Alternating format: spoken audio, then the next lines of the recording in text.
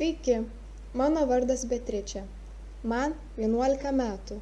Aš jaudinuosi ir nerimauju dėl daugybę dalykų.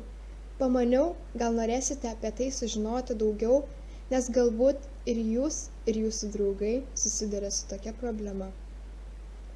Aš irgi kartais nerimauju, pavyzdžiui, kai reikia daryti pranešimą kitų žmonių akivaizdoje. Bet nerimas man nesukelia didelių problemų. O dėl ko tu jaudinies? Bijau, ką apie mane pagalvos žmonės. Nerimą kelia mokykla, draugai, tėvai, sveikata, kontroliniai, tamsa ar net vorai. Nerimas man apsunkina gyvenimą ir trukdo daryti norimus dalykus. Niekada nebūčiau pagalvojus, kad tu taip nerimauji. Ką tu jauti? Man maudžia pilvą, daužosi širdis, aš greitai supykstu ir pavargstu. Iš tiesų, atpažinti, kad žmogų kamuoja nerimas gana sunku. Nerimaujantis vaikai gali būti tyleniai arba triukšmingi išdykėliai ir aplinkiniai nesupranta, dėl ko jie tokie. Tai tu ir dabar dėl ko nors jaudinies? Taip, mačiau žinias ir jaudinuosi, kad gali prasidėti karas. Einu į mokyklą ir bijau pasirodyti nuobodi ir kvaila. Jaudinuosi dėl mamos ir tėčio, o jeigu jie važiuodami papuls į avariją, bijau, kad šiandien reikės atsakinėti prieš klasę. Tai todėl tu tokia tyli ir taip mažai kur dalyvauji? Taip, man sudėtinga paprasčiausiai kalbėti su žmonėmis. Bijau, kad nesugalvosiu, ką pasakyti, todėl vengiu kur nors eiti ir ką nors daryti. Man nuolat reikia patikinimo, kad viskas bus gerai.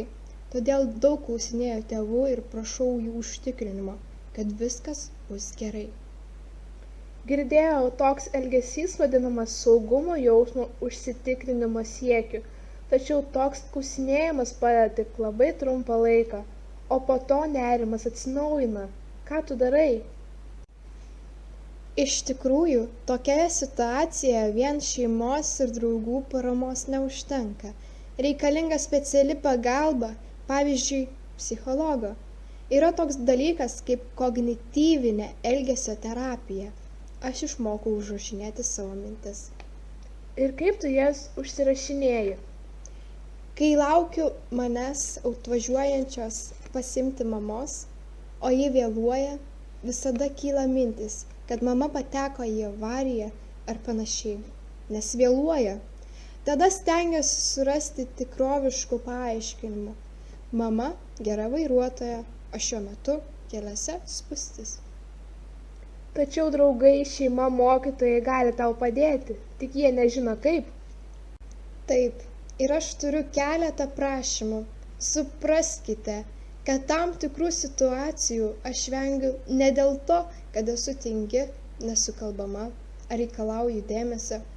Užduokite klausimų, kurie padėtų suvokti, kodėl aš jaudinuosi ir susimastyti, ar mano nerimas pagrįstas.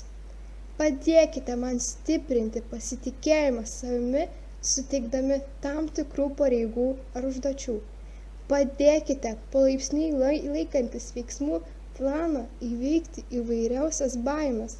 Pagirkite ir paskatinkite mane už drąsą.